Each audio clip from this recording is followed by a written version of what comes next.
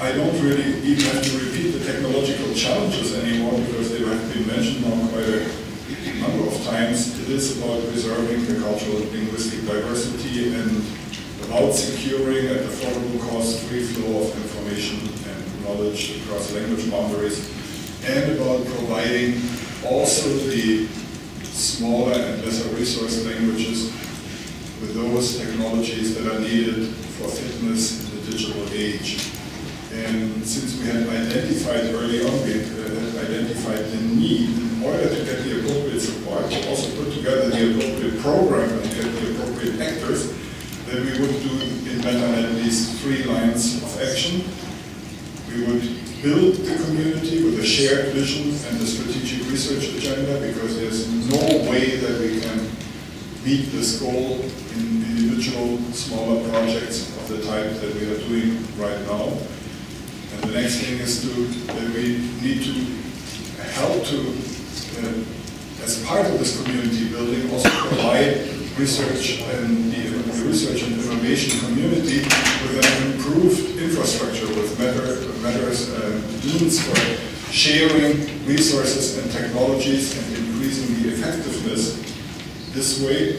And the third line of research is dedicated to research itself, building bridges to neighboring technology fields by attacking open problems in multilingual technologies that require actually the connection to other technologies, such as semantic technologies or machine learning and others.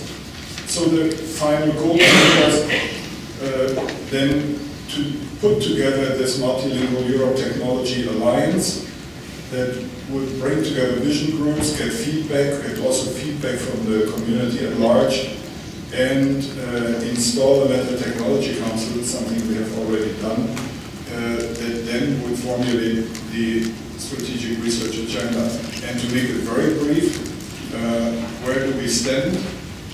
We have had 3 vision groups, and each of the vision groups had 3 vision meetings, so we had input from 3 sectors of technology, of language technology, put it together to a first draft of a, not first draft, actually it is now more than a first draft, it's actually a full version of a vision paper that then by itself will be turned into the vision of the SRA, which may be different again, slightly different, because in the meantime we got much input from the community and from others, and also we need to strengthen the attractive application visions, and they change with the time. But also we have managed, and you will hear more about it, something that has not happened before.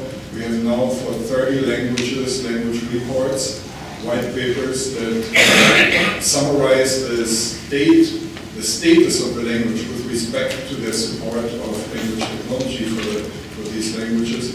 They are put together. We don't really have to do much surveying additionally anymore, because now we got all this input from the languages, and we got input already from FlairNet, Claren, from the language communities. I think we now, after years of surveying, we got everything together that we need.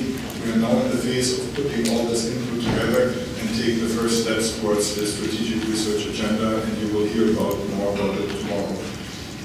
And the timeline is rather ambitious, so we have already started on the work on the technology, we have started on the strategic research agenda, and we have to do it now because this is the time of input for important decision making, not only on the European level, also on the national level, and has to do with the last phase of the 7th framework program, but also with the upcoming planning of the next framework program, which may not be called a framework program anymore, but it will be a framework program.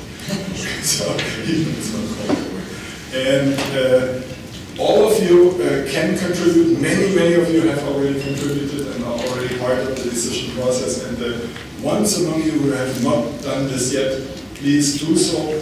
We have now very good relationships established with the language communities. They are putting in very important input. We have established relationships with the institutes or language councils of the individual member states and even beyond, with industries of all sizes, large, medium and small enterprises, with large institutional language technology users in public administration and in industry, and with the professional organizations of translators and other language professionals working in the field, consultants and so on. So I think we got now all the ingredients together. The next step is now we need to synthesize all of that, and there we need your help also in order to get the strategic research agenda that can then drive us for the next decade or less, maybe for the next at least 8 years, but maybe even for longer, for a decade,